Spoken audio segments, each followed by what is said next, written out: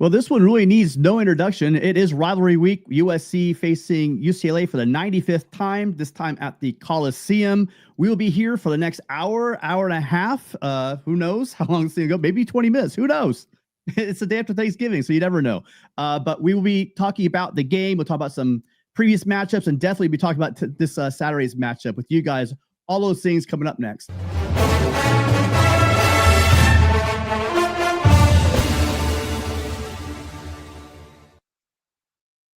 Well, a close one last year. SC escapes 1913, and really under Lincoln Riley, they've kind of been some pretty close games with the Bruins. Fairly remember that the Corey Foreman interception, which sealed the game for USC.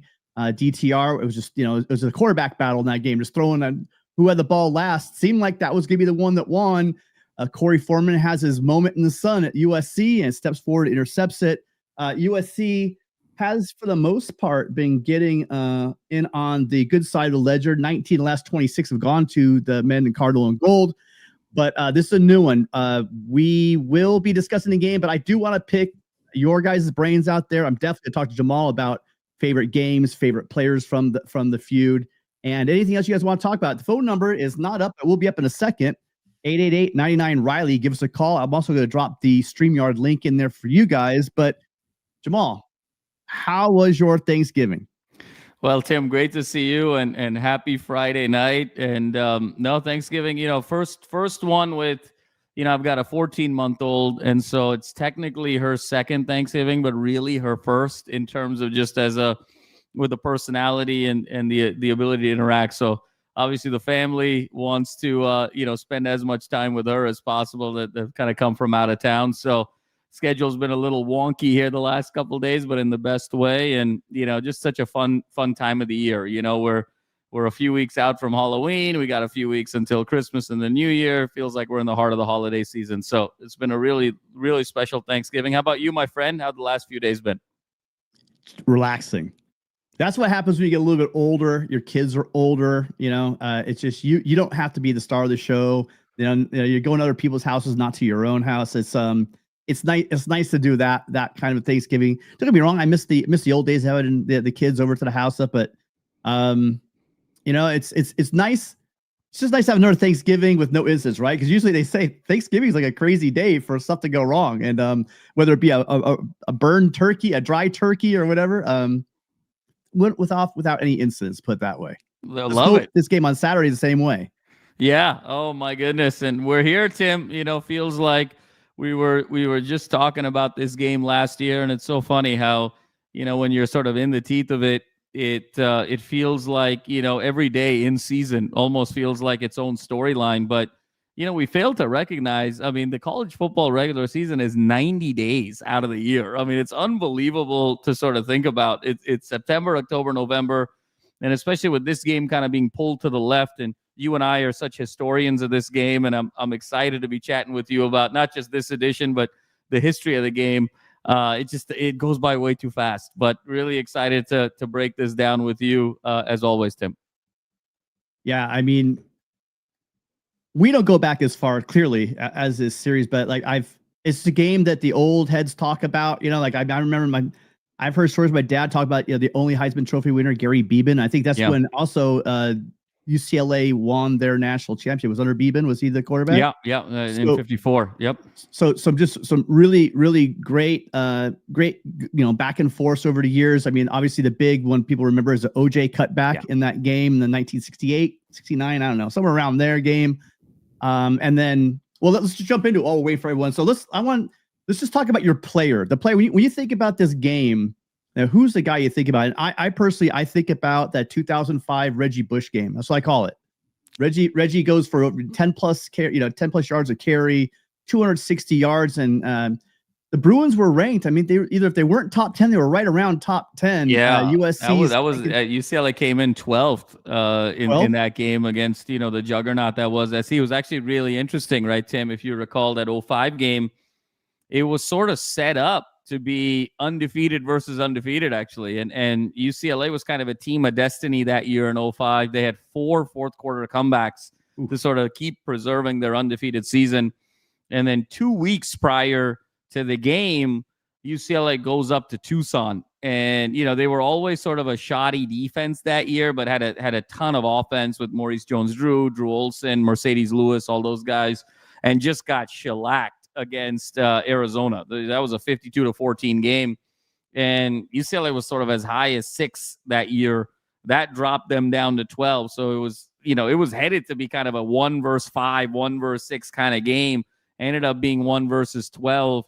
And, no one was going to stop that 05. That was the peak of the dynasty there. That was a 66-19 game that SC just, throttled the Bruins there. And it was all offensive line there. I mean, Bush was with 12.7 yards per carry in that game, if I recall, on 18 carries.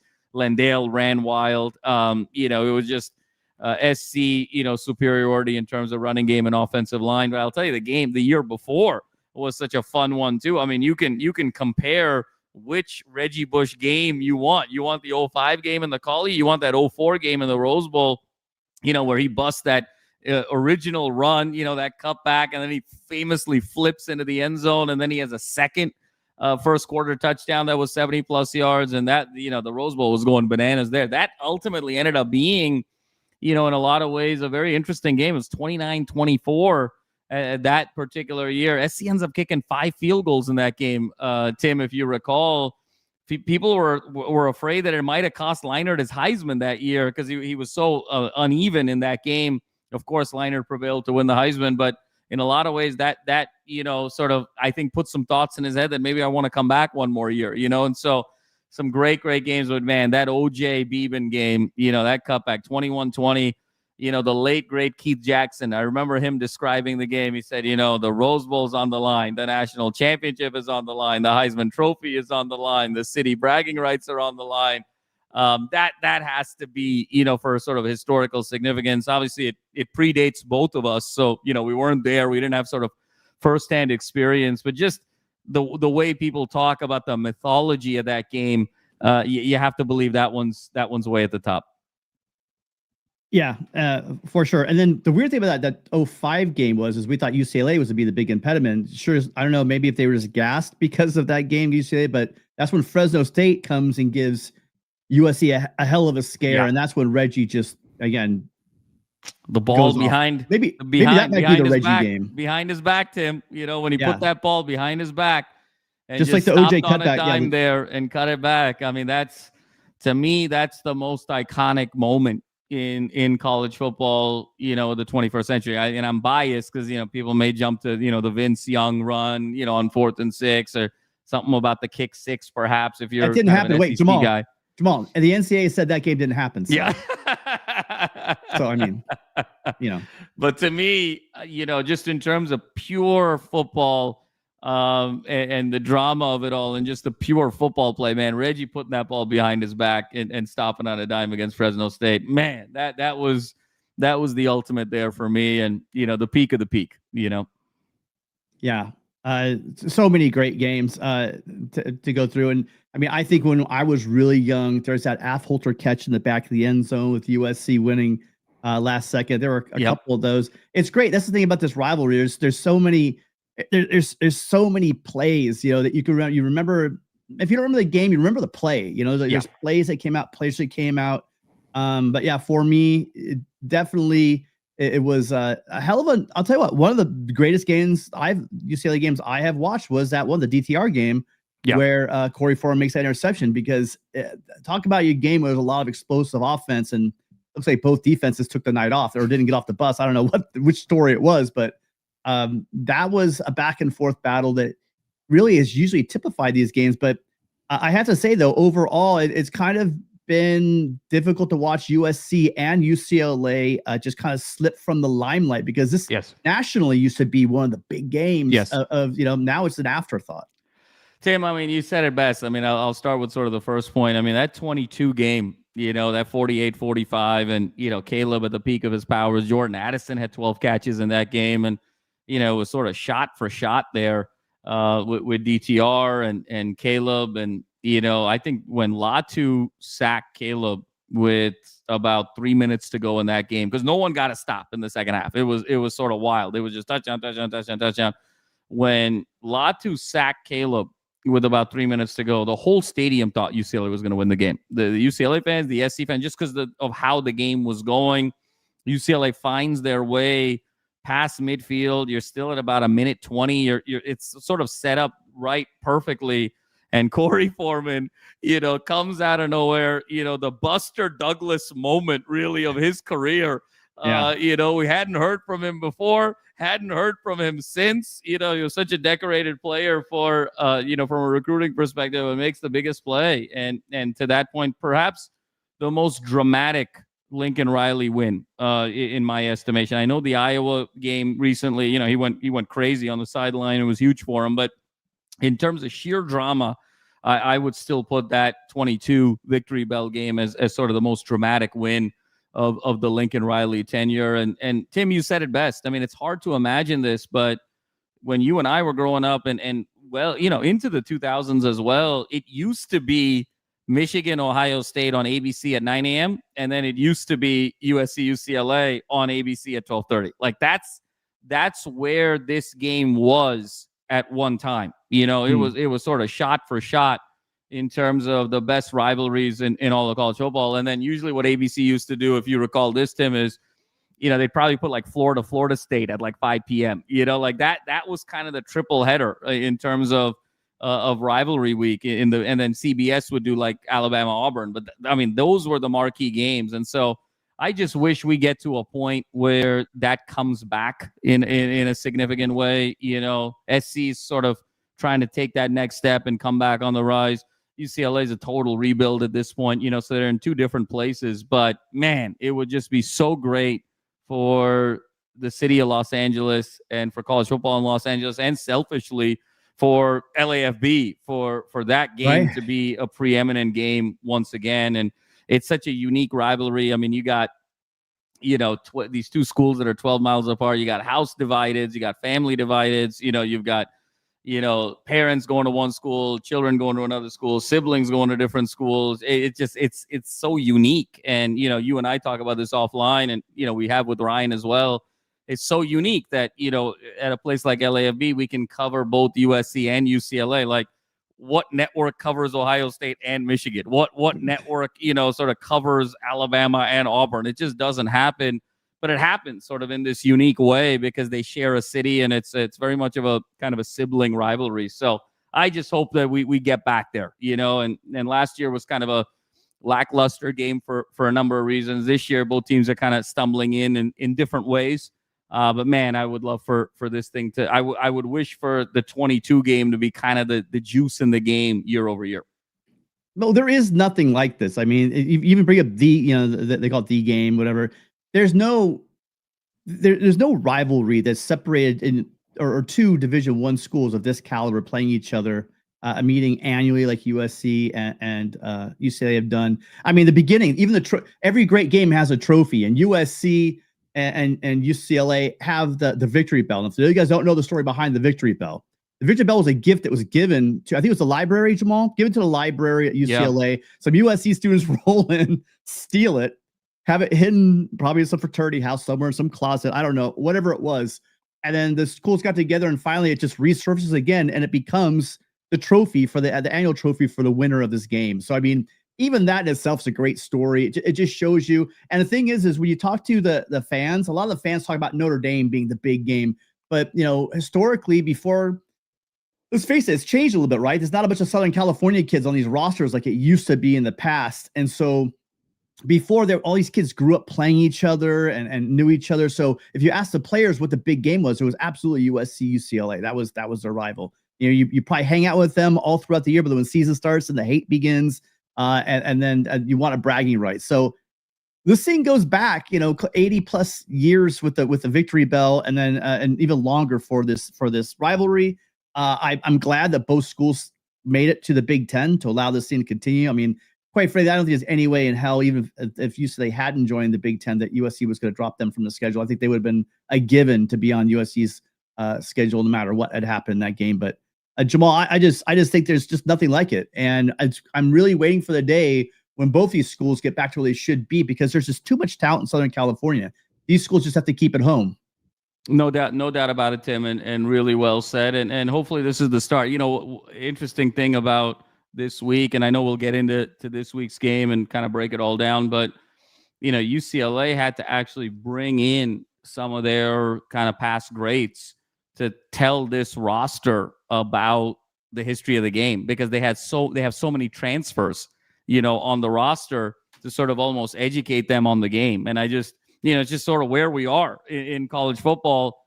And, I think we all want to kind of get back to a place where, these programs are just recruiting so organically and locally. You and I have talked so much about the Trojan Wall, from a USC perspective, but, both these places start recruiting organically. That's where you get the juice back. I think Colin Cowherd, for all his sort of theatrics, said it really well.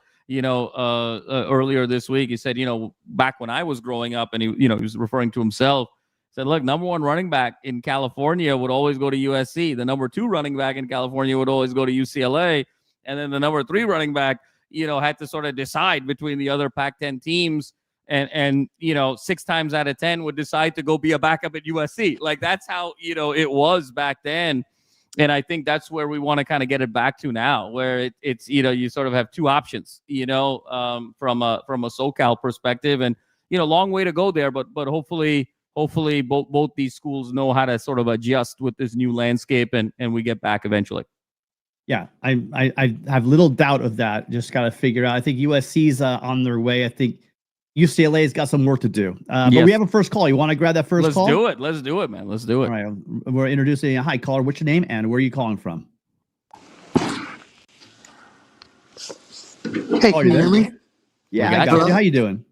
Hey, so I'm Carter, and I'm a UCLA fan. Thank you for calling in, Carter. Carter, welcome. I got a question for both of you.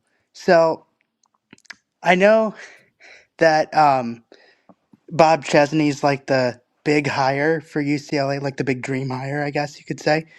And Cignetti took all of the James Madison players and he replaced them. So I just wanted to ask, like, what do you think about what do you think about UCLA potentially having Alonzo Barnett if Nico decides to transfer? Or do you think he's going to go get somebody else? Or do you think perhaps maybe Luke Duncan takes over? Yeah, Carter, great question. And, thanks for calling in. Yeah. Obviously, I think Chesney is the dream scenario for UCLA. I think this is going to settle in the next couple of days. I mean, it's interesting. I was sort of equating it earlier this week to, it's like Bumble right now. The college football like head coaching search is like, being on Bumble, because who you want may not want you. They may want somebody else. And that's kind of what's happening right now, both with sort of Jed Fish as well as with Bob Chesney. And it's for the UCLA coaching search to be kind of dragging the way it is. It's fairly obvious right now that they want Chesney, but Chesney's first choice is Penn State. And it's going to come down to what Penn State wants to do. It feels like Penn State, wants to make a bigger splash. They want to sort of go with some flashier, sexier name than Bob Chesney. I think personally that's a mistake. Bob Chesney's a hell of a coach, and I think there's a Cignetti-like effect. You got to remember, I mean, Bob Chesney has James Madison 2 games from the college football playoff. I mean, James Madison has 2 wins from the college football playoff, and it's not like he inherited Cignetti's James Madison program, because Cignetti took all his players with him to Indiana. So the fact that he was able to rebuild this so quickly, year 2, they're on the cusp of the college football playoff. Chesney knows how to coach. And the fact of the matter is, he's won at every stop. So I think it makes a ton of sense that UCLA wants to go after Chesney. I will say, if the Chesney thing, falls through and Jed Fish sort of falls through, I think UCLA's, plan B, plan C is there's a drop off there. I mean, we've heard some names, in terms of, could it be Jason Eck? Could it be Brent Brennan? Could it be Tony White? Could it be Tommy Rees?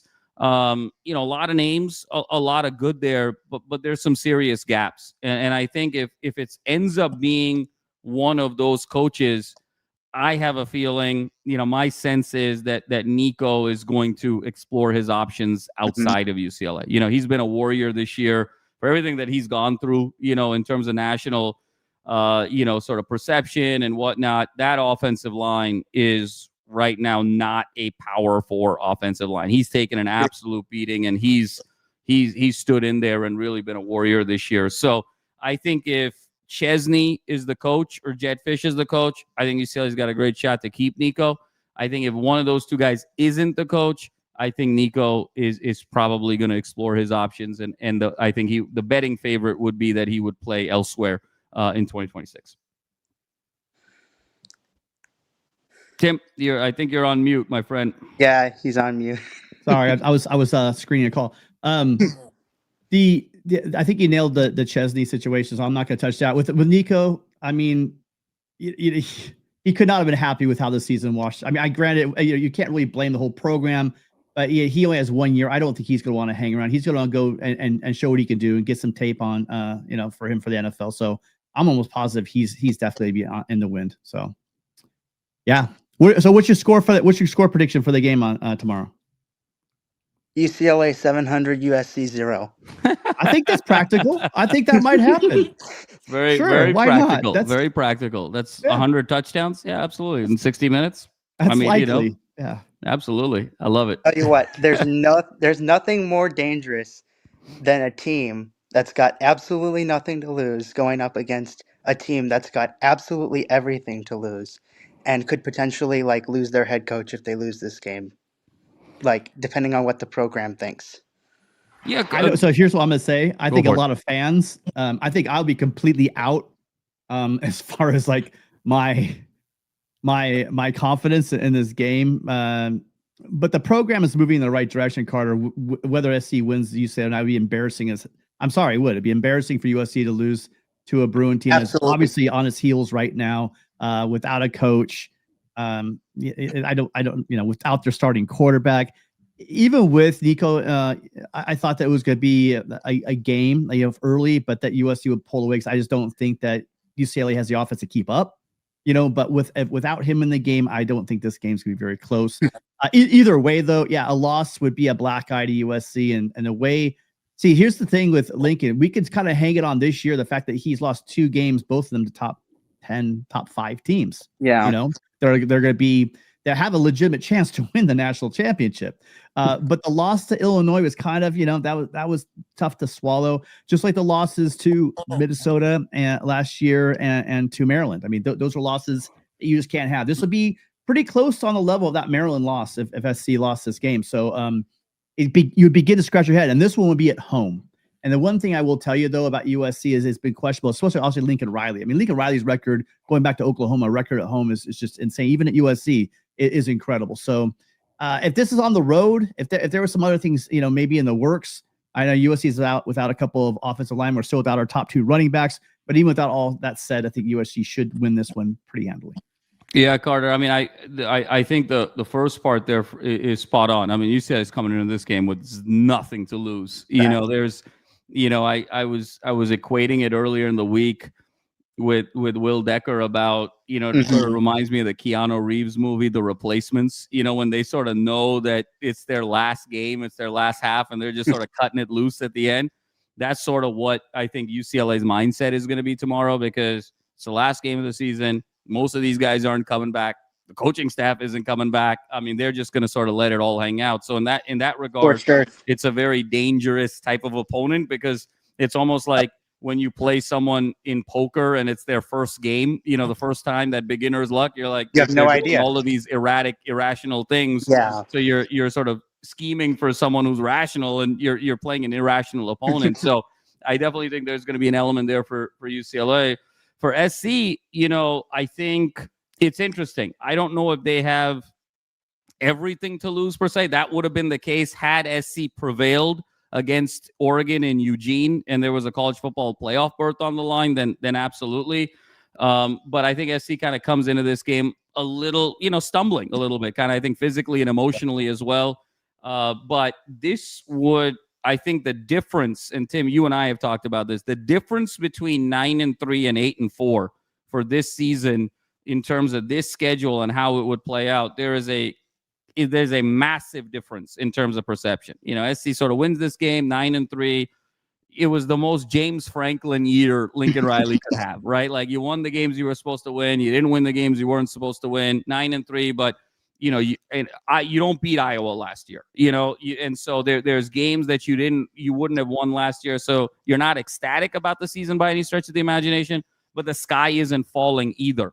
If you lose to UCLA, 3-8 UCLA in the Coliseum, look, I mean, the famous 13-9 upset when UCLA, took SC's berth in the national title game away in 2006. That 13-9 game, think about this for historical context.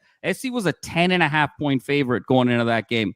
Now SC's a 21.5 point favorite tomorrow. Oh. The line is double than what the line was in 2006 in that 13-9 game. So if something happens and lightning strikes tomorrow and SC weren't to win this game, this season would be looked at as a cataclysmic failure.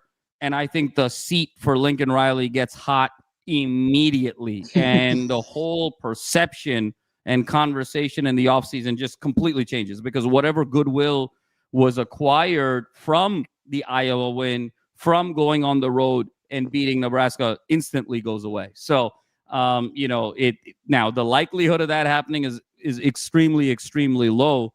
But if it does happen, my goodness, the perception totally changes. And just really quickly, public service message for Carter and all the Bruins out there: please do not put your mortgage on this game. Yeah. Because your families will take you and me. Sponsored by the Sleeper app at the LAFB network. Please do not use the Sleeper app, to do anything irrational here. This might not be the year. This may not be the year to put all that money down, Carter. Okay, just want to get out ahead of that one, just in case you're tempted. Okay. You're telling me I shouldn't put billions of dollars on a anytime Anthony Woods touchdown or something? Okay, well prop bet's fine, but I gotta say though that 21.5 points in a rivalry game is a lot of points. Yeah, that's so. I mean, don't take the money line. No, I mean, if there's a world here, you want to take UCLA with the points, that's one thing. But to take, don't take UCLA straight up. That would be that would be psychotic. Yeah. But yeah. And you said this was like the most James Franklin year, right? What was one team that James Franklin lost to that he should have beat? UCLA. Yeah, well, that's why James Franklin's gone. Lincoln Riley. That was a nail in the coffin. That's why he's gone. Exactly. That's why Lincoln Riley might be gone. But here, I can't reiterate this enough, though, Carter. So we're going loose. It's hard to look at Illinois because that's a game that should have been won. That's a game where the defense should have held up, and yes, you should have walked out of Champaign with a hard-fought Big Ten game in a tough place to play with a veteran team they were playing, but they absolutely should have won that game. That's why that game kills USC. The other two, and I know fans hate to hear it. I don't really like to hear it, to be honest. USC is a couple special teams plays away from both of those games being right in those at the very end. So it's not like we had two teams come in and just shellac, on the road in places that USC had won in 14 years. So there, Trojan fans, we're kind of joking. I'm being joking, a little flip it with this whole thing. We are not losing, tomorrow. I can't promise that, because I promised that to my son against Stanford, and I'm not going to go into that. he turns to me and says, he's a dad. Oh, Dad, is there any way that we lose Stanford? I sat there. I remember this moment. It's etched in my brain. As we're sitting down at Coliseum sets, we sit down. I look over him and say, "No, son, there's no way we lose this game." Well, that's why I don't make any predictions like that anymore. I don't games like that. Double this come as close as I can. We were talking about 10.5 to 21.5. The Stanford line was 41.5. So, but that shows you what line, what a Vegas line is, and the public perception and the reality of it. But having Tavita Pritchett come in there, the guy no one's even heard of before, and new Stanford coach, by the way, Tim, Tavita Pritchard. Huh? New Stanford coach announced today, Tavita Pritchard. Poor guy. But that catch in the back of the end zone, and then just the waterfall of there's mistakes at the end of the first half. Broken thumb stays in the game. I didn't want to get into that, but it would take that level of a meltdown, I think, for UCLA to kind of even be in this game tomorrow. But hey, that's why they play the game, right? Yeah, I think UCLA is going to have to jump on them early, and like they did against Penn State, like they're going to have to get an early touchdown and then like an early turnover, and you have to score that as well. Like it's just if you let USC score first, you're going to lose the game, basically. Pretty much. I mean, not entirely true, but like it's going to feel that way. I mean, I'm looking at the stat right now because I just ran across it earlier when I looked at the notes. But I mean, this is one of those where SC's level is going to have to come down, and there's going to need to be between 3 and 4 turnovers, for SC in this game. They're going to have to sort of give up some possessions, either miss field goals or turnovers. But there's probably 3 or 4 possessions that SC is just going to have to give up. And then it's a game. The one thing I'll say, and here's an interesting one, is I don't think if Nico plays, and Tim, I know it's been going back and forth. As of this evening, it feels like he's going to give it a go. The latest is he's gonna test it out in warmups, but there's a sense that he's at least going to give it a go, and then we'll see the effectiveness. What's interesting to me is if he is 100% healthy, and it's a big if, I will say that Nico Iamaleava is the best athlete to play quarterback that USC will have played all year. And when you look at who SC has played in terms of opposing quarterbacks, from a pure dual threat perspective, I don't know if SC's gone up against a pure dual threat guy. Altmaier could move a little bit, and he did, and we sort of saw the results there. Dante Moore had a couple of runs, but Dante Moore is much more of a pocket passer. Nico Browski can't hit the broadside of a barn, so it doesn't count. Right. Nico brings a very interesting dual threat ability, and I think where UCLA can stay in the game is actually sort of offensively, where assuming Nico plays, because if you've got a dual threat quarterback and you're going up against a defense that has struggled with gap integrity, that is a recipe for a team to be able to stay in the game, particularly on broken plays. And Nico scrambles. Nico leads UCLA in rushing by 183 yards. Think about that for a second. Your quarterback is your leading rusher by 183 yards, and he's missed a game and a half. And he's still leading the team in rushing by 183 yards. But if you look at the vast majority of Nico's rushing yards over the course of this season, it's not on designed quarterback runs. It's not even on design zone read concepts. It's really Nico getting out there and just scrambling, where option 1, option 2, option 3 isn't there. Line breaks down and he takes off and runs. And so if UCLA can turn it into more of a backyard game and he can sort of go and do his thing on the outside with a USC defense that struggles with gap integrity, that is a way for UCLA to at least keep within striking distance, to stay, in the neighborhood of this game. And so I think that's going to be one element that's going to be fascinating to watch. That's going to be the recipe. If we want to sort of go there and say, what's the recipe for what would be the greatest upset in the history of this rivalry on both sides when you look at the line, that's kind of the recipe, is that Nico goes off for one of these sort of 200 games, 200 yards passing, 200 yards rushing. He scrambles, he gets out, he looks like Manziel against Alabama. It's a bunch of backyard broken plays. SC is over committing because they want to kind of get to him. They want to sack him. They lose gap contain. They lose gap integrity. UCLA turns it into sort of a backyard game. And then on the flip side, SC sort of presses and makes some boneheaded mistakes. And Iamaleava has, say, 3 turnovers in the game. That's the recipe.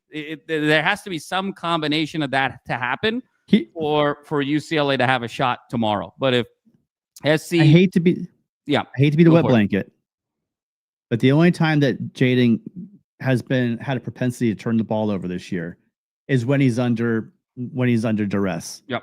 And this is a UCLA defense that's not really known for getting to the quarterback. The run defense, success rate for their team's been pretty damn good. So I think USC offensively is going to dictate. Known for getting to the quarterback. UCLA's leading sack guy's got a sack and a half on the season. There you go. So I think that the odds USC is going to score very well. Yeah. And like I said before, I just don't think that UCLA is going to score enough points in this game, really, even I believe, to keep it close. But to answer your question really quick, USC, well, Lincoln Riley specifically, when he scores first, he's 61-16. Now, however, 61-16 is his career, but however, this year he's 4-2. Obviously, the two losses are to Notre Dame and to Oregon, where USC took the ball straight down the field, got to a quick start, everyone was excited, and then then their team scored right away as well. But I just don't see UCLA having that firepower on either side of the ball to have that boxing match with USC. And I guess it would have to be a lot of turnovers. Yeah, that's what I'm saying, Tim. I just don't think UCLA has a recipe to generate, and the recipe is to get Jaden out of the pocket, to get Jaden uncomfortable, to tip some balls. And I don't know if UCLA could do that. No, hey, it was fun to talk about.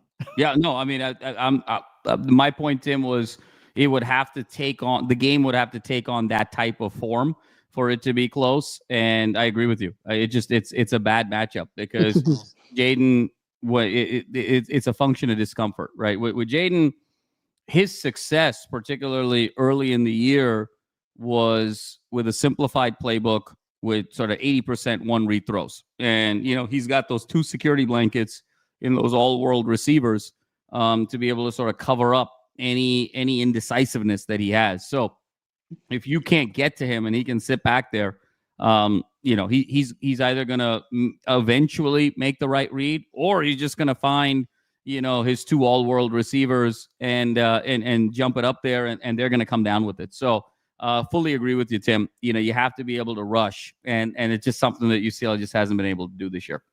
And then receiving wise, Quasi Gilmer's a pretty damn solid receiver, right? And behind them was Rico Flores. Who would you say is going to be the number 2 guy behind Gilmer? It's been kind of number 2 by committee, Tim. Gilmer's been the number 1 guy. Mikey Matthews was a big slot guy for UCLA early.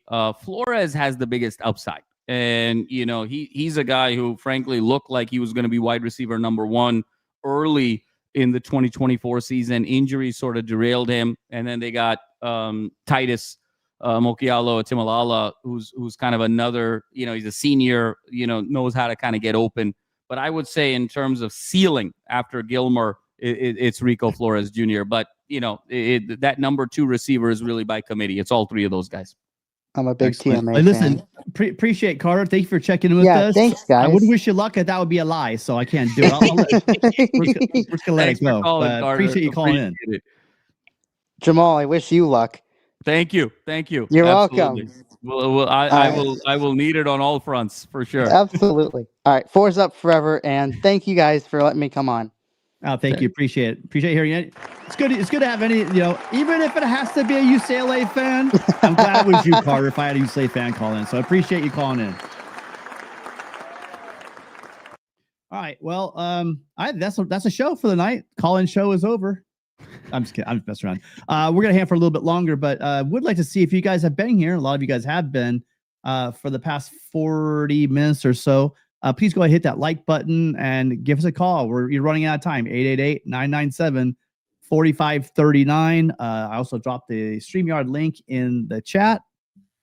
Late Friday night. I know Jamal and I have things to get to. If you guys don't want to talk football. We love this game and love this team so much. Tim, it's going to be a fun one. For me, it's, folks know, I cover both teams, for LAFB. I went to both schools. And so it's a very kind of unique experience that I have, with this game. And, because I genuinely sort of love both schools. I went to both and had such special memories at each. So tomorrow's going to be fun for me. I bust out my wife.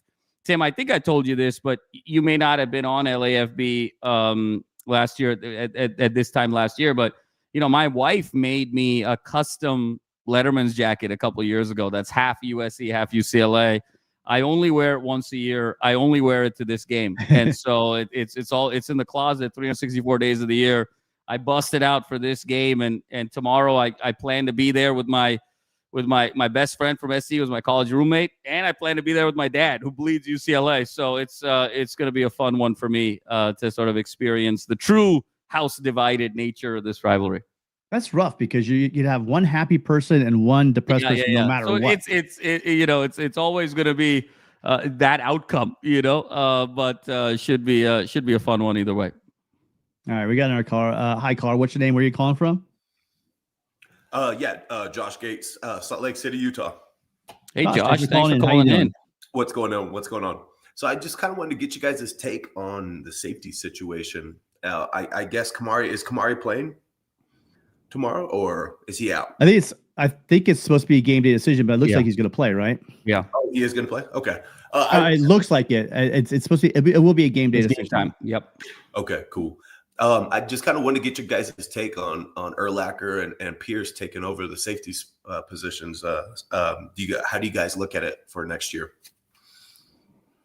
I think both of them. I think it play much better up at the line. They're the way they're built. They're not that center field. I mean, we've been really, really lucky to have Bishop Fitzgerald back there just come in and shine the way he did. He's really made this defense kind of run. Not having to move Kamari up. A lot of the season, he took a lot of that stress off the back end for USC. But neither one of those guys is going to be your prototypical center fielder, right? It's not in there. It's not what their strong suits are. Kenny Urlacher is again be a great box safety. I tell you, both those guys, I feel great with them up in the run support, up underneath stuff is great. But it's even watching them on a drag route, trying to cover even a tight end. It's brutal to watch. So I don't know if that's in their skill set. Jamal, what are your thoughts? Yeah, no, similar, Tim. I think they're going to be great next year and for years to come in that run game, and really be able to sort of crowd the box and provide some misdirection in terms of kind of pre-snap with a lot of teams that are run heavy. But in terms of kind of that true center fielder, that ball hawk, someone who can sort of read the verticality of opposing offenses. I think, you're sort of counting on recruiting here, but that's where I think we're going to have to be busy in the transfer portal. And this particular year, we're going to have to hit, that the one sort of undertone, I think, of this season, lot of narratives, right? Evolved over time as this season ebbed and flowed. But I think one underlying theme was, our hit rate in the portal wasn't great. And that really sort of exemplified when you look at the secondary. So I think we're going to have to really focus. Chad Bowden and company are really going to have to sort of hone in on one or two on the back end there to sort of bring in from a transfer portal perspective that really has those types of skills. Because again, and sort of Tim alluded to it, the three losses. Who were the three losses to this year, right? And, we talk about teams that, quote unquote, we should have lost to or not, or they were on the road or what have you. But what was sort of the common thread with those three teams? They were all three of those teams were two-dimensional, right? I mean, they could run the ball as well as throw the ball. As great as the Iowa win was, as great as the Nebraska win was, as great as the Michigan win was, none of those three teams can throw the ball worth a lick. Like all three of those teams are below average passing offenses and have been for the entirety of the season. So for us to sort of truly elevate and play more of those two-dimensional teams, both inside the Big Ten as well as potentially down the line in a first-round college football playoff game, you have to be able to have that versatility on the back end. You got to be able to cover verticality. Are we sure that someone's told Kirk Ferentz that you can actually have a passing game? I don't think that guy's discovered it. This is Brad Banks. I don't think he's had a can on Nebraska today. I mean, they didn't have to throw it, but they still opened up an absolute can on Nebraska. Or Nebraska. And one more, that's a whole different conversation. And I had one more question. You said Chad Bowden. So when we got our transfer guys, when we signed Jarrett and Keyshawn Silver, Chad Bowden wasn't there. What do you think he's going to do? And it looks like from our recruiting class, his talent evaluation is off the charts. And so what do you think do you think we're going to go through the transfer portal and actually get some guys that are actually really cause some damage? Short answer is yes. I mean, Jamal, I know your thoughts on this, but I've been saying this. He hasn't even been here a year yet. We're going to see his real effect going into this. I think that it was Gabe first when I said, Emmanuel Pregnon would not have been wearing puke green and yellow this year if he had been here. And that changes, hey guys, that changes the trajectory of this offense. I'm telling you, having Emmanuel Pregnon would have been, he was a guy, remember, if you thought about it, after last season, he was the one guy where, okay, Penn, Sharpie him in, that is our left guard. We're good to go.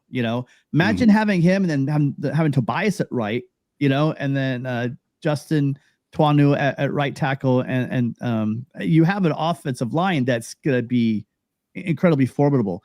Losing him, it's not as much. He's not as much about talking about getting guys in the portal. He's also huge on retaining guys. And if you look at Michigan, if you look at Ohio State when they won their national championships, what do? They paid their defensive players to stay. Yeah. So yes, you got to go get those pieces like Jamal was saying. I'm going to say it. Outside of Boucard and Stewart, I was insanely impressed with any of the redshirt freshmen or freshmen. I was really hoping these guys would step and say, hey, this is my position. I'm staking this for next year. I'd love to hear from the chat or anyone here. Did anyone, in your opinion, those young guys come in and say, I've locked down my position? And it's kind of alarmingly so on the defensive side. I was talking to Christian, and he's always on these shows, and I was like, man, I would trade kind of some of the couple of D tackles that we got in for maybe David Bailey, the DN from Stanford. He has like 16 sacks at Texas Tech. So, yeah. No, Josh, no doubt. And just to sort of piggyback on Tim, I think, Bowden came in early February. And so, he didn't have that December, January, season to really sort of be able to do his thing. And I think there's a couple of things there. One, this is why when you do all of your hard work in recruiting and went hard, over the course of the spring, signing day, now you're always dealing with 18-year-old kids. So, there's always going to be some ebbs and flows. But the expectation is this is going to be a relatively drama-free signing day for USC because all the hard work has been done over the course of the spring.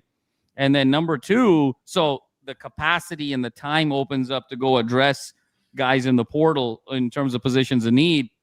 But this is exactly why you want to leverage the transfer portal. You have a specific need for next year, and that's exactly sort of the sweet spot of the portal. You don't want to build your roster out with transfer portal guys because that shows that you don't have enough depth in recruiting, and other schools have to sort of go do that just to put a patchwork roster together. So, for culture, for continuity, you don't want to go there in terms of repeated.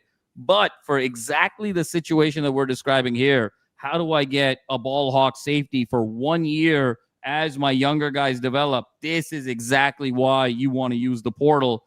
And this is where you really want to leverage Bowden's, evaluation skills and the team. So spot on.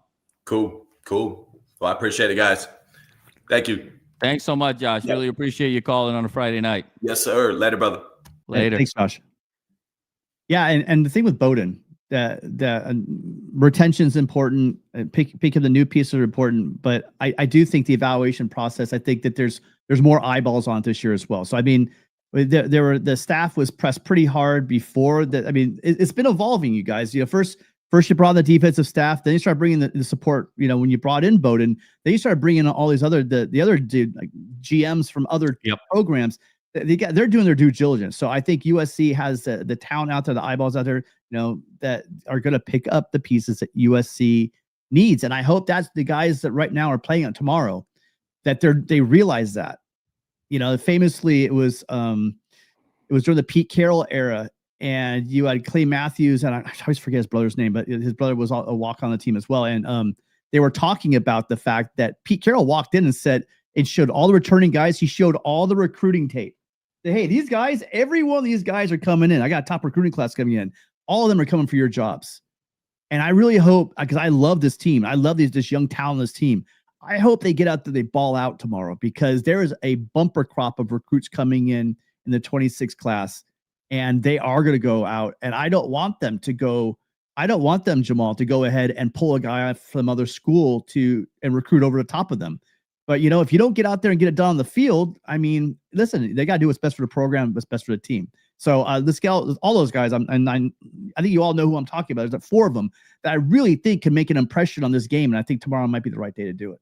Yeah, no, I think spot on, Tim, because you need to be able to set that momentum and expectation for 2026. And, we just haven't sort of seen guys really kind of galvanize their positions long term. So look, from a defensive line and a defensive front seven perspective, Tim, we talked about it since the start of the year. I mean, even if you recall those early games against Georgia Southern, against Missouri State, we were like, the pads just aren't popping, and we just haven't seen the pads pop consistently this season. So those 26 kids are coming.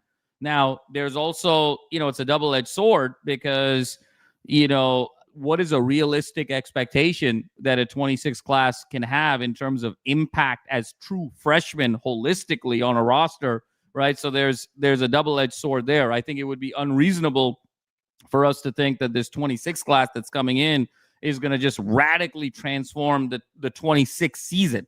They're sort of the foundation in so many ways of the future of the program. But, I think it's going to remain to be seen what kind of a 26 impact they're going to have. That's why this is so important, because you need to be able to have the guys that you have right now be able to be that bridge. If they're not going to step in and really take on a more outsized role and really take their game to the next level, and those 26 guys are still going to be kind of developing in their freshman year, well, then guess what? What happens in 26? You actually have a dip, and we're talking about the trajectory going up. You actually have a dip in that particular case. That's why it's so important, not just to sort of set the tone in terms of being able to solidify a role and fend off the guys that are coming in 26, but truly to be that bridge of talent to make sure that you're at least maintaining and then starting to elevate the roster. Yeah. We got another call. You ready? Let's do it. Yep. All right. Hey, caller, what's your name? Where are you calling from? Hey, champ. What do you got? It's Brian. Hey, Jamal. How you doing? Doing well. How about yourself? Just calling because I wanted you guys' opinion. Do you guys think there's even the remote possibility that Danton Lynn and Coach Ryan could be on the hot seat if things don't improve under Bowden next year? Hot seat? Well, okay, I'd be lying to you if I wasn't disappointed, Jamal. If I said I was disappointed in the defensive performance this year, although again, I will say to you that I think that there were some injury bugs. There were some pieces on there from the very get-go, and not having Chasen Johnson, having a press coverage guy that can play some man and kind of show that veteran, not even veteran leadership, because he didn't have a lot of experience, but I mean, just have that plug and play guy was a hit to the program. Obviously, having Profit out, and nickel, that definitely probably hurt things. But this defense has not lived up to, with the talent and with the money they paid in the portal and everything. It just hasn't really lived up to the experience. So, do I think that Danton Lynn's on the hot seat? No. Do I think he'll be on the hot seat next year? No, because I'm still bullish. I mean, I think the proof's to the point. I think his system does work. We've seen improvement. The problem is, Jamal, is that I don't think that we've had the pieces on the outside. The linebacker play you just talked about, Rob Ryan. Man, that's the biggest head scratcher in this whole thing, Jamal. I'd love to hear your thoughts on that. Is just the lack of linebacker play, because I think that we have the talent at the linebacker. We definitely, I mean, Eric Gentry coming back, he was one of the pieces we thought would be, the shining stars on this defense. And he has in moments. I mean, nobody strips a ball, punches a ball out better than Eric Gentry. But I just didn't see him up at the line enough for my liking. I mean, Danton Lynn talked about that in the presser, the fact that he's in a little more off-ball stuff. And it just seems like the linebackers, they're bringing Jaden Walker on along, and he's looked good, but he's also looked, young at the same time. And then Desmond Stevens really been the one thing that I can't get my head around. Like, he'll look great on a play, and then what happened? So I need to see consistency from that whole room, but also where our linebackers go. Yeah. Now, Tim, it's a really good point. I think that's honestly been the most disappointing room, this season has been the linebackers, because, Gentry, we had Gentry kind of coming in, and I think there's a world where he can be such an impactful player at the next level, just given that size and frame and, his wingspan and all the things that he can do. Stevens obviously made so much noise, as a first-year guy last year. We were expecting kind of that jump. And then Ryan kind of bringing in, some of that, NFL scheme as well to the room. It just sort of hasn't materialized. The other sort of questionable element of this defensive front seven has been, again, the lack of pressure on the quarterback. Now, I know we've had more hurries on quarterbacks. You know, the pockets have been collapsing a little bit more quickly than they were last year. But if you look at it from a pure sacks perspective, right? Last year, the whole story was we couldn't get any sacks. We ended up with 21 sacks on the season last year. This year, we're only at 24. Like, you know, we just haven't been able to get to the quarterback this year as well. So that, you know, that inability to get to the quarterback, the dip in linebacker play, obviously secondary is sort of a different story with guys playing out of position and all the injuries. But this has been, I think if we're being completely fair and objective, this has been a disappointing year defensively, particularly when you look at the fact that we didn't have to play, you know, those really top end explosive offenses like in Indiana, like in Ohio State. You know, we had a bit of a schedule reprieve here and just how things kind of shook out with the Big Ten. So despite that, despite not having another marquee non-conference game outside of the Notre Dame game, the fact that we couldn't really sort of elevate defensively, I think is a concern. And look, if we're talking about, hey, this was the incremental step for Lincoln Riley, next year's year 5. It's college football playoff or bust for Lincoln Riley next year. If Lincoln Riley doesn't get to the college football playoff next year in year 5 with everything that's sort of been laid out for him, guess what? He's going to really be on the hot seat. And what's the first thing that you do when you're on the hot seat as the head coach? You swap out your coordinators because that buys you 1 year to then be able to sort of buy that time to be able to turn the ship around. So if we don't make the college football playoff next year and we don't make it because the defense hasn't made that next step, I think it's very fair to assess whether D'Anton Lynn is here long term. And I got bad news for D'Anton Lynn. He's not going to swap out his offensive coordinators, put it that way, because he is his offensive coordinator. I mean, I know Heward is in name, right? I'm sure Even Lincoln. Yeah. But it's you know, obviously it's good. They're going to point to the defense, and quite frankly, this way. At that point, it'll be his 3rd year next year. So 3 years to get, you know, first year you get a pass. Second year, maybe you don't have your pieces. 3rd year, you should be up and purring. And so, you know, if USC does not have a top, what do we say, 30? Is that fair? I think that's fair.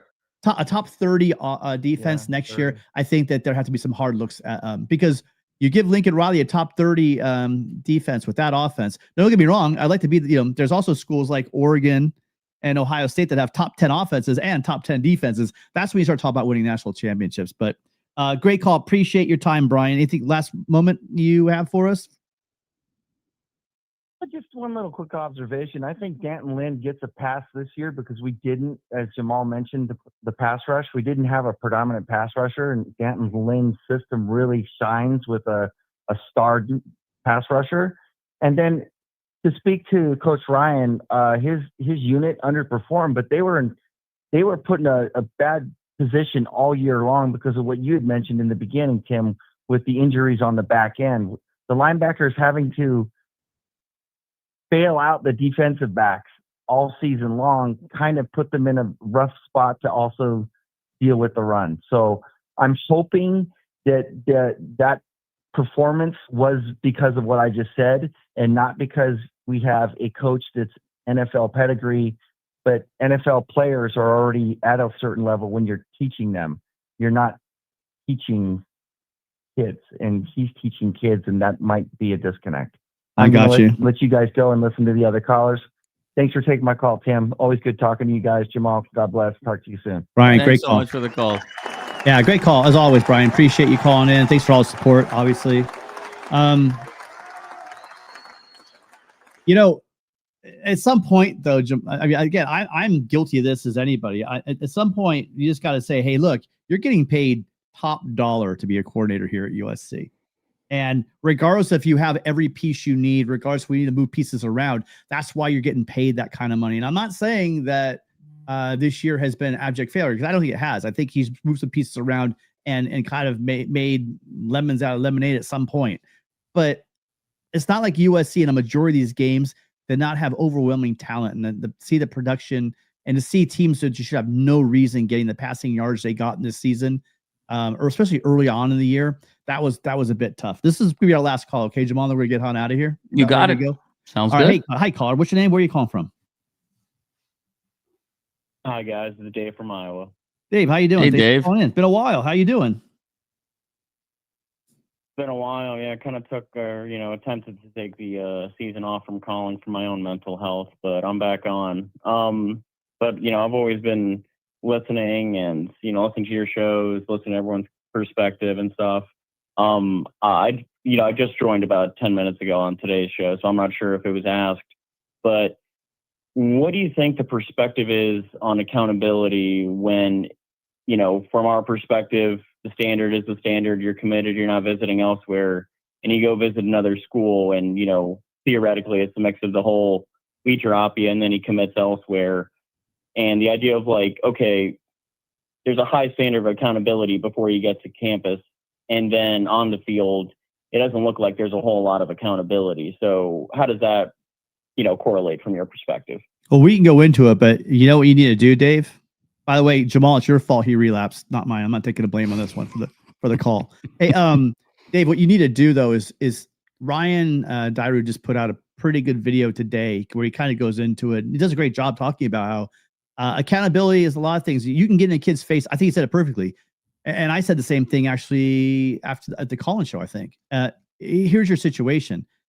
First off, not all kids will respond to get, the Dan Lanning, I'm gonna yell in your face, look good on the camera kind of, I'm a 1950s coach, this is Junction Boys. It's not every kid's gonna respond to that. Just like some kids actually do need that, right? So it's not the same thing for every kid. But I think that what Ryan said is perfect. He said it's playing time. And that's what Riley said too. You don't perform to the standard, you don't play. And you will see that on this season. The guys that are screwing up on the field, they got in the doghouse, and some of them really never got back onto the field. If they did, they got in because of injuries. So I think accountability is twofold. It's too quick to surface level say, oh yeah, I want a coach that's hard asses, gonna yell in their faces to get on them. Especially with these modern players, that's not going to work. It's not the 1970s anymore. You can't grab face masks and get in kids' faces anymore. It doesn't work. You know what I mean? But holding them accountable for playing time, that's how you get. I don't know, Jamal. I think Ryan did a great job explaining that. Yeah, no, I mean, and Tim, I agree with you. I think what's interesting here is there are two layers of accountability, right? There's the accountability during recruiting, and then there's the accountability once you've signed. And I think, Tim, you spoke to the accountability, and you and Ryan both is once you sign, then there's sort of an expectation of the standard of behavior and how you practice and the type of leader you are, the type of teammate you are, your performance, et cetera, et cetera. And I think that is all the right things I think we're seeing in terms of building blocks for this team's culture are coming together. But then there's the accountability in recruiting, and in particular, kind of the no visits rule, right? I mean, there's been so much conversation about that this week with everything that happened, the last couple of days. And I think that one's going to be a fascinating one to play out, because in this world of NIL, and you're in a pure open marketplace in sort of the college football has become more capitalist than just about anything in the world. To be able to sort of enforce that no visit rule consistently, I understand the theory behind it. I understand the sentiment behind it, and I applaud it. But in terms of practical reality, to be able to have that enforced on every kid day over day, week over week, year over year, I think it's going to be a challenge. And I think the rubber is going to sort of meet the road there if you have a guy that you really, really, really wanted, or, a guy that was really, really critical to your recruiting class. Like, think Pepe here, think Feaster. If one of those guys decides to go take a visit, what do you do? I mean, that's where then that visit rule, now you're putting it to the test. Are you gonna drop those guys and say, look, it's a no visit rule? Or, are you gonna make a concession? Is there some reality? Hey, we're really light at receiver next year. Things where you start rationalizing. So to me, the accountability for playing is different than the accountability for recruiting. And that accountability only gets tested when you're faced with a very difficult decision. Very easy to enforce that accountability when, a guy that maybe isn't central to, your operation moving forward does it. That's okay. That's easy to sort of enforce that rule. But what happens when it's a piece you really need? That, I think, is going to be the fascinating thing to see how it plays out, because there's a difference between kind of the theory and reality. Well, I mean, we saw it with Elijah Griffin last year, and they did. And that's a guy that USC really coveted, and Yep. they did it. And I think you have to do it. The key here, though, Jamal, is if you're going to look at it this way, Dave, just don't commit. That's the key. If you're just even slightly playing the market, if you and your agent, your family want to kind of look at what does Notre Dame have to offer? Fine, come visit, see what USC has to offer. Let's keep the communication going. Go visit. Just don't commit, because once you commit, I think they're trying to get this. It's not a legally binding contract, obviously, but they're trying to get as close to that kind of a binding thing. And if you break that, then good luck to you. Maybe a year down the road, if you're thinking about partying with them, give us a call back. Maybe we could talk then. But I think otherwise you're gonna be bidding against yourself in all these cases, because you're gonna have schools that may not have that much interest in it, but they're gonna mess with your roster, and so the kid can leverage a higher NIL. I mean, I know you understand all this, and everyone understands this, but I think it has to be done. And if you're gonna lose a couple of guys like an Elijah Griffin, then you're gonna lose guys like that, and you almost have to, because in the long run, I think it will pay off. Yeah, Tim. I mean, if you're going to commit, you got to go all the way. And one of the things with recruiting, because I've heard this analogy a few times about like dating and committing, whether you're in a relationship or not. I don't love that analogy, because there's money on the table. This is about if you were interviewing, for different jobs, right? And you're sort of assessing what company is going to give me the best offer, right? I mean, that's essentially what this is. This is much more of a business arrangement than it is anything sort of equivalent from a personal standpoint. And so, again, just the way a company sort of enforces, hey, once you've signed, there's a penalty for trying to break out of it. Now, you can't do that here because the contractual mechanisms aren't strong enough right now in today's college football. But the best you can do is this sort of no visit rule, but then you got to stick to it, because if you bend it once, the rule has no meaning. And so I think for now, the no visit rule has a sort of 100% enforcement rate. I think the big question is going to be, does that 100% enforcement rate continue, particularly if, let's say, hypothetically, Riley gets into year 5, year 6, the seat's really hot. You need a guy. Are you going to sort of enforce that rule when your back is against the wall in terms of a job security standpoint, or Danton Lynn's back is against that's when it gets really interesting. When you've got runway, when you're in a position of strength, when you've got comfort, very easy to enforce those rules. It's like the famous saying goes, it's at the edge of uncomfortable do you find out who you really are. So we'll find out this no visit rule. Once things get uncomfortable, we're going to find out how real this policy is going to be enforced. Yeah, there's only one way it can go. Otherwise, it's a house of cards. It's going to fall apart. So, so I mean, we know how it's going to go. It's just, is it going to work? I guess it's probably the better way to say it, right? I guess two ways of saying the same thing. Totally. All right. Hey, thanks so much, Dave. Appreciate your call. Listen, I said you guys that was last call out of respect and love for you guys. I'm going to take these last 2 calls, but both these calls, you guys get on, say what you got to say, and we're getting out. Okay. Cause I got some sushi calling. So here we go. Give me 1 second. Cue it up. And thank you guys so much. Those of you guys still here, you've been here for an hour and 8 minutes. Do us a favor, hit that like button. Appreciate everybody being here. Let's take very much so. Very much so on a Friday night, on a holiday weekend. I'm amazed we had anybody show up. We appreciate it. Must be the diehard Trojans that are here tonight. Hi, caller. Which name? Where are you calling from? From Detroit, this is John. Definitely diehard Trojan. You know that, Tim. Yeah, big support, John. Thank you so much. I would never in a million years do this to you, but it's my son's birthday, and we're going out to grab some late night sushi. So I got to wrap this sucker up. Hit us with what you got, and then we got to move on. Okay, I'm gonna hit you real quick. Like y'all talking about the defense, and I like that. What happened to this year? I'm disappointed in Shelby, and also in Crawford too. I look for both of those guys to make a big step. I just didn't see it. It's almost like they ran out of gas. What y'all think about that? I think both of them flashed, and then they both disappeared. And to be the kind of guys I think they want, and the kind of guys I think we need, you got to be consistent, Jamal. Yep, agreed. You know, we were both expecting kind of that next step. Didn't get it from either guy. We saw it, right? We saw it. Flashes. We saw it a we saw little it bit. can be done. It's just We not consistent. flashes. To your point, Tim, didn't see it consistently. Shelby's going to be a senior next year. It's now or never now for him. Crawford at least, but you know, usually with these prospects, you know, Tim, you and I have talked about it. If you don't see it by year 3, you have to wonder, is it there? And I think that's going to be the big question next year. Yeah, John. That's a good observation. Love it. John, thanks for All right, guys. thanks for That's all I calling got. in, I know man. you're Thanks married. so much. Okay. Thank you. All right, then. All right. All right. I couldn't even get. I got John out here so fast. John, apologize, John. I got John out here so fast I couldn't even put his banner name up. But I appreciate you, John. Put Long that time sushi in supporter front of of the show. Tim. I mean, it just becomes Roadrunner style. You know, hey, I love you guys, and I'll stay on. But you know, again, my son's birthday sushi. We got to get moving.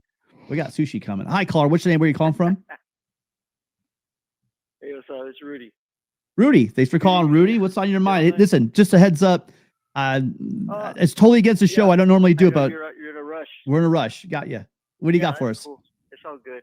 I was just wondering, is there any kind of info you've heard of any potential flips that we might get? Perhaps my wish list is Ryder Lions, but any big defensive players? You're talking to the wrong LAFB guy. I'm more of the photographer kind of beat thing. You have to call in when we have Ryan on here. He goes for Madman also. Maybe he should be.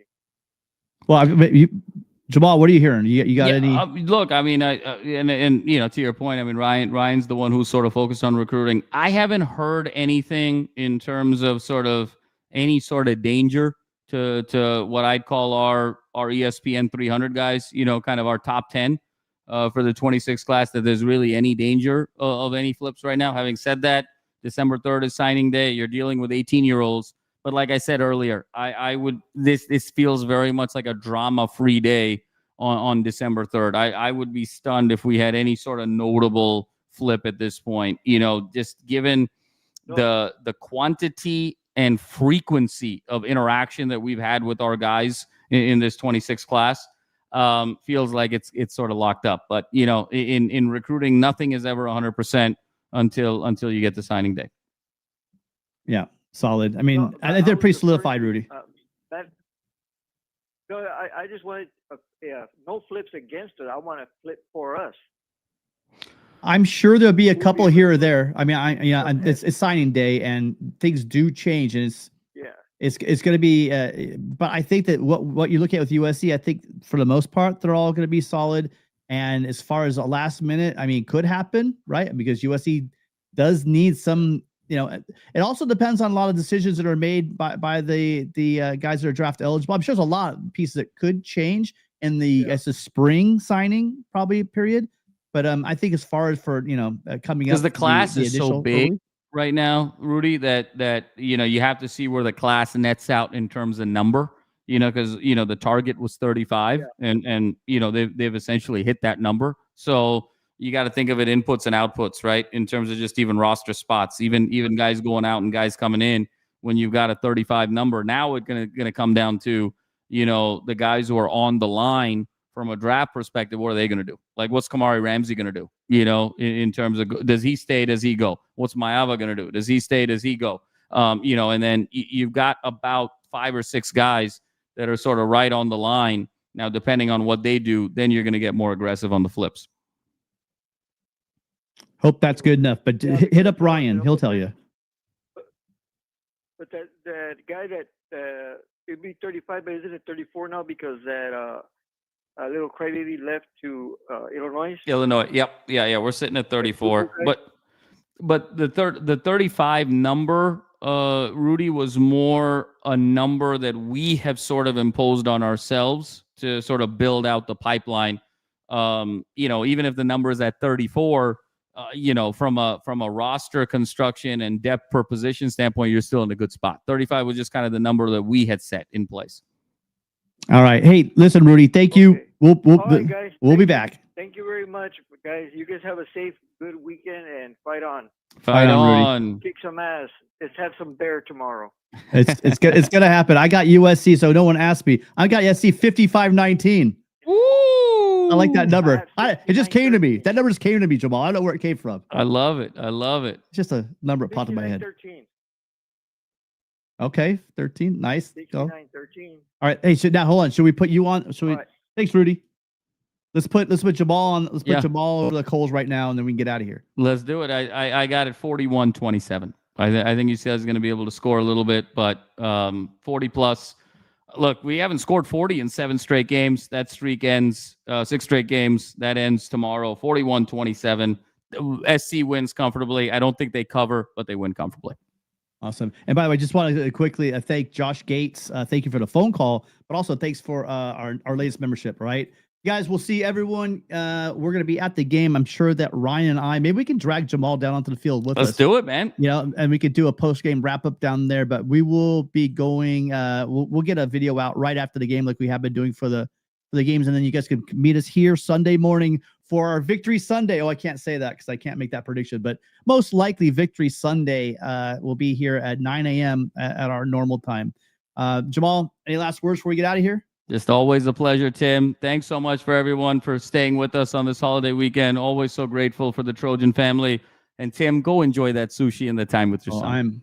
I don't really, you know, I'm more of a steak guy, you know, but the kid wants sushi, so we're gonna do sushi. All right, guys. So thank you so much for being here. We will see you guys right after the game for the video, and then as on Sunday morning at 9 a.m. we will be here for our Victory Sunday show. You guys fight on. Enjoy the game tomorrow.